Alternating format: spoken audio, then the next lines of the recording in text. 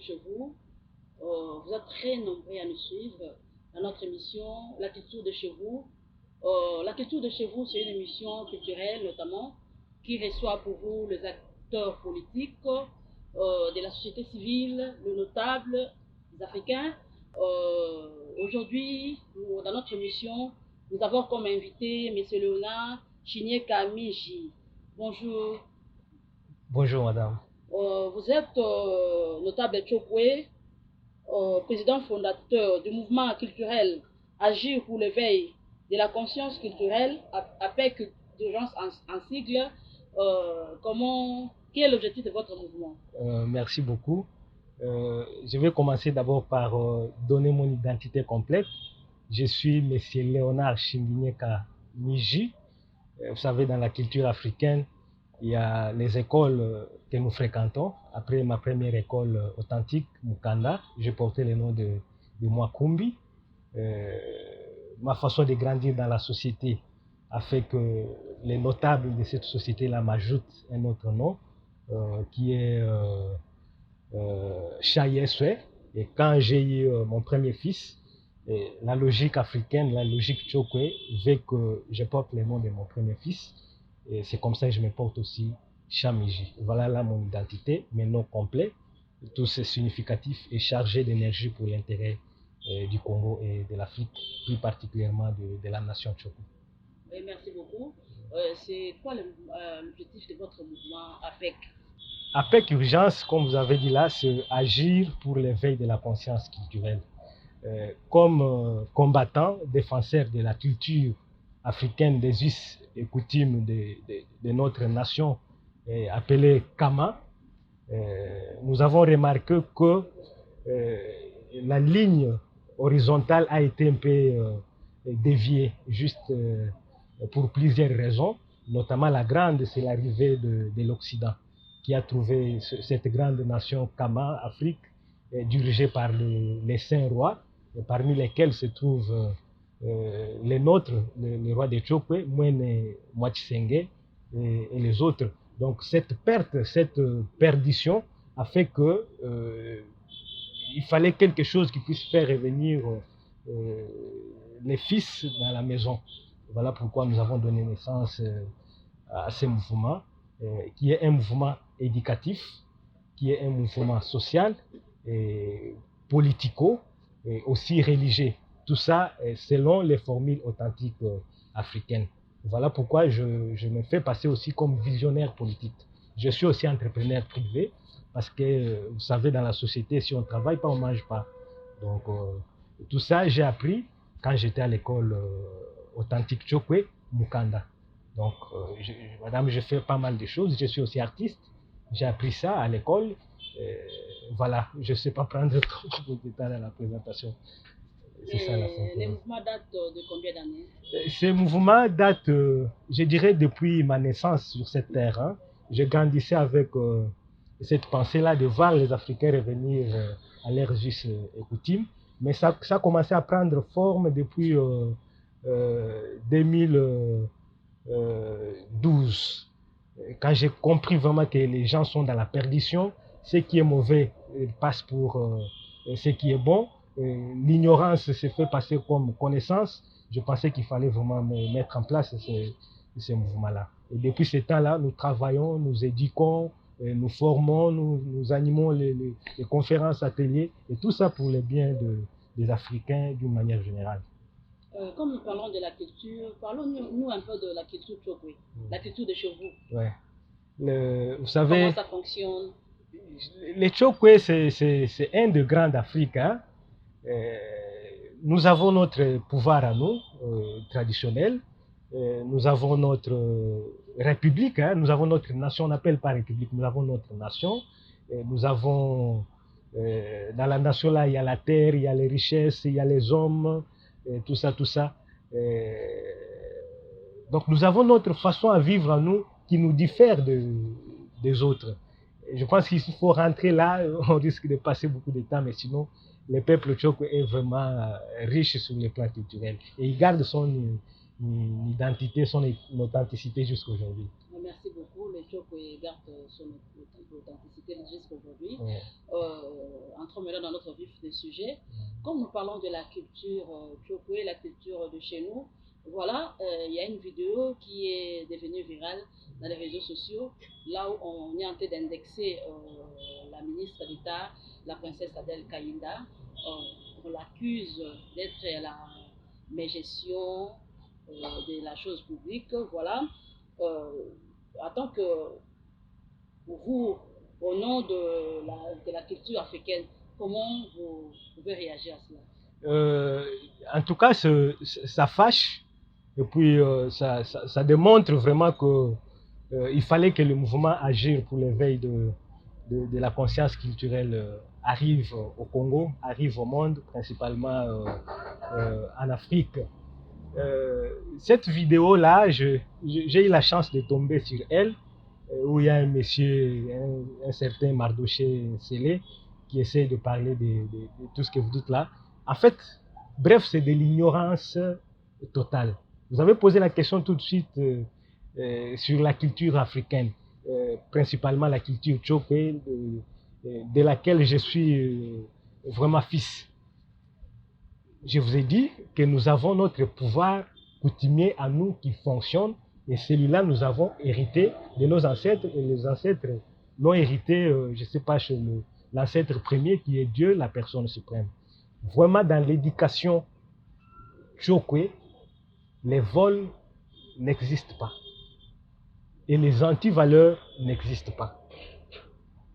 Ce qui revient à dire que Monsieur Mardoché et sa bande se sont trompés de cible. Et cette dame-là, c'est une princesse. Donc, chez nous, les princes et princesses ont une éducation exceptionnelle. Et ils ont droit à cette éducation dès leur naissance. Donc, qu'ils nous disent ce qu'ils cherchent, nous pouvons comprendre de quoi il s'agit. Mais déjà, je vous dis qu'ils ont peur. Ils ont peur parce que c'est une princesse qui monte maintenant, qui est en train de reprendre son pouvoir authentique, il est ravi par les malins. Et sa position fait mal à ceux qui sont ignorants sur le plan culturel. C'est une femme très bien éduquée sur le plan culturel, coutumier, et spirituel, et aussi scientifique à la manière occidentale. Y a-t-il vraiment un problème qui fâche entre la princesse Adel Kaïnda et le gouverneur de la Bafi Masuka? En tout cas, il n'existe pas un seul problème qui fâche, mais seulement nous avons remarqué que les gens profitent de la présence de notre princesse, son Altesse Adel Kaïnda Mahina, Namouana. Vous allez vous rappeler qu'il y a quelques mois, elle s'est lancée vraiment dans la défense et la protection du pouvoir de son Excellence, Monsieur le Président de la République, par quelques actions de grande visibilité, notamment l'anniversaire de son parti qui a eu à Fikine, et aussi par une prière organisée au stade de Martyrs, mais aussi et surtout, la dernière activité, c'est celle qu'elle a réalisée au Lualaba, dans son fief naturel, où elle a eu à expliquer à la population naturelle qui est la sienne qu'elle est vraiment contente de ce que le chef de l'État a fait d'elle. Elle a fait d'elle ministre d'État, ministre de portefeuille, et ce n'est pas une petite chose d'avoir la confiance de l'État ou du chef de l'État jusqu'à ce niveau-là. Mais cette montée-là fait mal à des personnes mal positionnées, principalement les politiques. Parce que quand vous parlez de Fifi Masuka, oui, c'est une gouverneure. Vous savez les choses, comment elles se sont passées, on ne peut pas rentrer là-dessus pour que les gens deviennent gouverneurs patati patata. Mais Lualaba, Kolwezi, Sandoa, Djilolo, c'est la terre de son Altesse, princesse Adel Kaïnda Mahina. Pourquoi? Il y a ses frères et sœurs qui sont là. Donc, la présence de cette dame de fer dans ces couloirs-là, a fait mal à ceux qui semblent être propriétaires de ces terres-là alors qu'ils n'ont pas de soubassement sûr. Vous voyez? Donc, directement pour répondre à votre question, il n'y a pas un conflit, il n'y a pas un malentendu, mais seulement il y a les gens qui sont mal positionnés, qui semblaient être propriétaires de Lualaba, mais maintenant que la vraie fille du terroir est descendue et elle a démontré au monde que Lualaba vraiment c'est elle, les gens souffrent, hein, ils sont malades, il y a certains qui sont déjà dans des hôpitaux. Merci, merci beaucoup. Suite à la vidéo, toujours dans la même vidéo là, on parle de pasteurs qui achètent la conscience de leurs fidèles pour remplir le stade des martyrs. Ces messages-là a été tiré à boulet rouge sur Madame la ministre ou comment? Oui, ça rentre toujours dans les complots de mécréants que j'appelle des démons, des gens qui ne veulent pas du développement de notre Congo, les gens qui ne veulent pas du pouvoir de son Excellence, Monsieur le Président de la République démocratique du Congo, Monsieur Félix Antoine Tshisekedi, les gens qui ne veulent pas que les propriétaires des terres, les coutumiers, les princesses accèdent à des fonctions telles que ministre d'État, sont en train de monter et manipuler. Vous savez, s'attaquer à une princesse de cette manière-là, c'est s'attirer aussi la malédiction. Elle n'est pas seulement princesse, c'est une servante de Dieu. Je vous ai dit tantôt que l'éducation authentique Tchokwe ne permet pas à Tchokwe de voler ou de tomber dans des antivaleurs. Ça, c'est primo. Deuxièmement, comme servante de Dieu, elle ne peut pas aussi tomber dans des antivaleurs. Mais acheter les consciences de X, Y pour ceci, cela, ça rentre toujours dans la stratégie des démons pour essayer de déstabiliser le pouvoir de son Excellence, comme je l'ai dit tantôt, et puis essayer de décourager la Dame de Fer dans ses actions qu'elle mène. Vous savez, il y a aussi quelque chose que nous pouvons dire par rapport à cette version des choses-là. Acceptons que ces consciences ont été achetées. Monsieur Mardoché se déclare défenseur de l'union sacrée.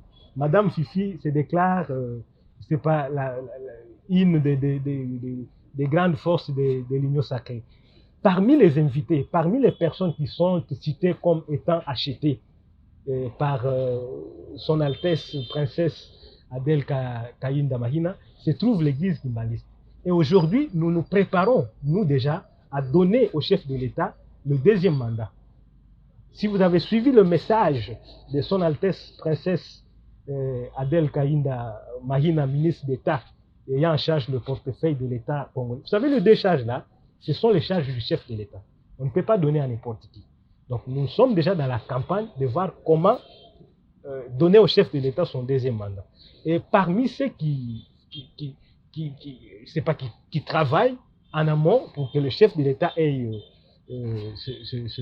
son deuxième mandat là pour le bien des Africains d'une manière générale et plus particulièrement les Congolais, se trouvent les églises, et notamment l'église kimbaniste qui a pesé pour que la candidature du président de la CENI passe. Donc on ne peut pas cracher sur les églises comme ça. Donc cracher sur les églises signifie être contre le chef de l'État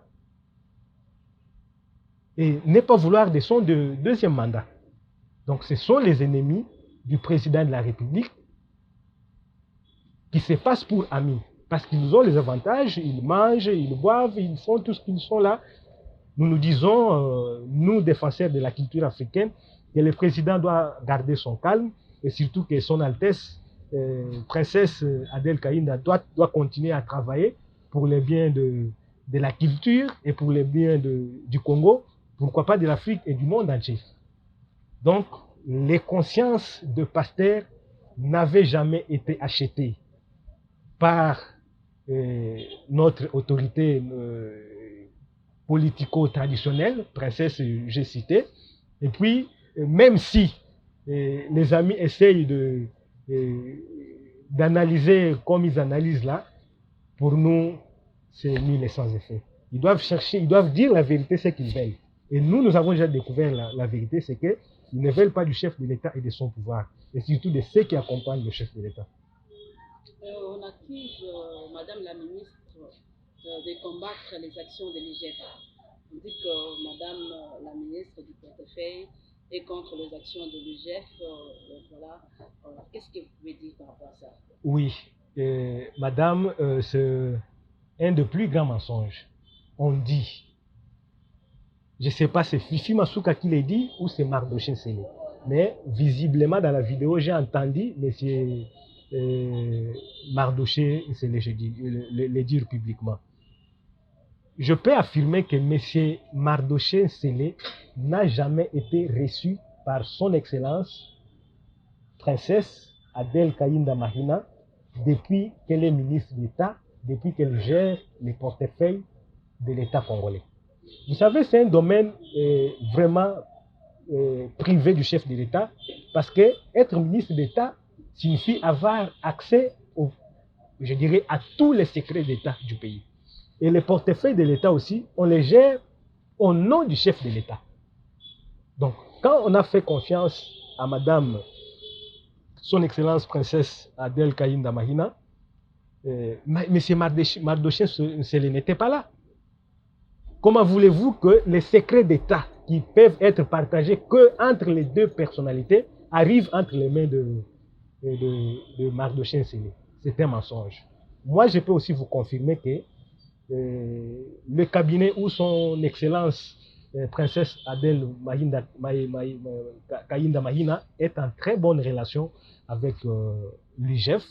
Il y a des échanges qui sont d'une manière permanente entre les deux personnalités, qui travaillent d'ailleurs pour l'intérêt du pays et dans l'accompagnement de la vision du chef de l'État. Mais il y a aussi une chose que les gens ne peuvent pas ignorer, mais qu'ils ignorent, notamment M. Mardochée Sélé. Le ministère du portefeuille est géré par Son Altesse Princesse Adel Kaïnda Mahina. Point barre. Ce n'est pas géré par l'IGF. Si c'était géré par l'IGF, donc c'est l'IGF qui ferait tout. Donc c'est elle qui voit comment coopérer avec l'IGF et comment coopérer aussi avec le chef de l'État. Donc c'est quelque chose de plus bas niveau qui ne trouve pas la raison d'être ici, madame. Merci beaucoup. En tant que défenseur de la culture africaine, quel message envoyerez-vous au chef de l'État? Au chef de l'État, son Excellence, Monsieur le Président de la République, Antoine Tshisekedi Tshilombo, vous savez, c'est lui le premier chef coutumier. Parce que la culture, c'est la programmation divine, hein? C'est la façon de vivre d'un peuple selon la volonté de Dieu.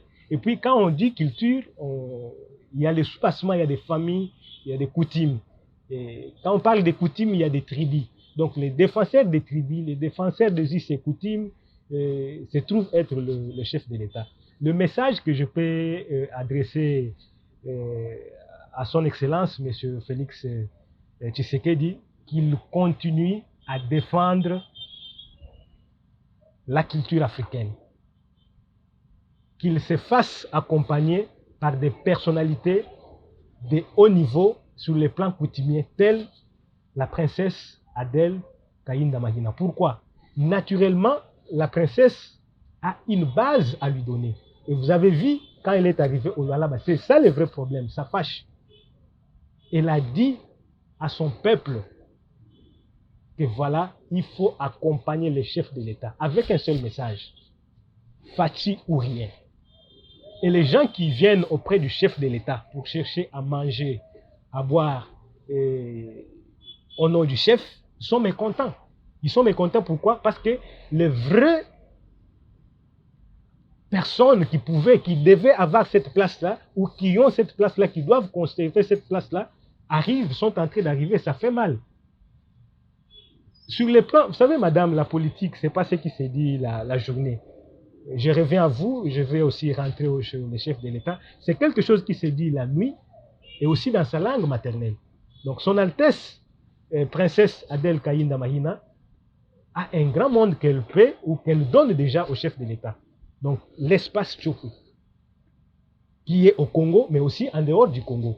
Donc, sur les plans national comme international, les chefs de l'État, comme défenseur numéro un de la culture, doivent compter sur son Altesse, qui est l'œil des coutumes africaines, et principalement de la coutume Tchokwe, auprès d'elle, dans les gouvernements. Je vous rassure qu'elle donne au chef de l'État le peuple Tchokwe de partout dans le monde. Et au Congo, dans les grands Katanga, notamment avec Sandoa, Dilolo, Kolwezi, Likasi, Kasumbale, ça partout là. Et dans les grands Bandundu, je ne sais pas citer, et aussi dans les grands Kassai. Donc, il est temps que les charlatans qui sont aux côtés du chef puissent fuir et nous commençons à les dénicher. Ils sont là pour parler, mais en réalité, ils n'ont pas de base. Que les chefs de l'État s'appuient sur les bases, les vraies bases, qui sont les coutumes, qui sont les coutumiers. Et parmi les coutumiers, se trouve une fille aussi très importante qui pèse, son Altesse, princesse Adel Kayinda Mahina. Et en dehors du chef de l'État, j'ai aussi un message à adresser aux culturels africains. Il est temps que nous puissions, n'est-ce pas, rentrer dans les affaires politiques. Pourquoi? C'est une manière pour nous d'aimer le Congo, de faire en sorte que le Congo évolue. Beaucoup de mensonges circulent. Les gens se font passer pour avocats, pour médecins, mais ils le font à la manière étrangère, à la manière des esclaves. S'il faut parler un peu des avocats aujourd'hui, là, quelqu'un se fait passer pour juriste, quelqu'un qui connaît les droits, mais sur le plan coutumier, il ne connaît rien. Donc, sur le plan coutumier, un sujet de la tribu n'a pas le temps de cracher n'importe quoi sur l'autorité suprême ou le membre de la cour, notamment la princesse. Donc,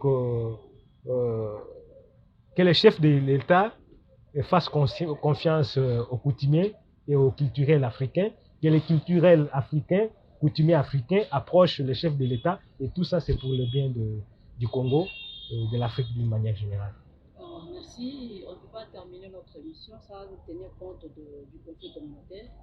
Il y a un conflit communautaire qui ne dit pas son nom. Il y a les peuples Teke Yaka qui s'entretuent. Voilà. Est-ce que vous avez un message à lancer au peuple Teke Yaka? Oui, madame, j'ai un message à lancer à ce peuple-là.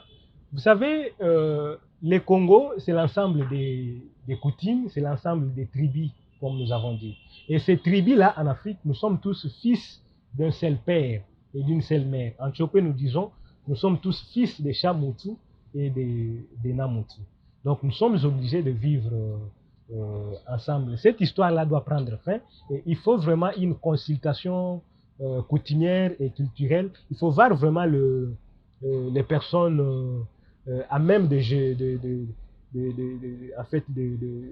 s'impliquer pour que ces conflits-là prennent fin. En réalité, il n'y a pas le tribalisme comme les gens le présentent, mais il y a quelque chose, il y a une main noire. Vous voyez comme il y a la main noire qui est derrière les conflits que les gens veulent créer entre Madame Fifi Masuka et Madame Son Excellence Princesse Adel Kayinda Mahina. Donc il y a des gens qui cherchent les intérêts cachés.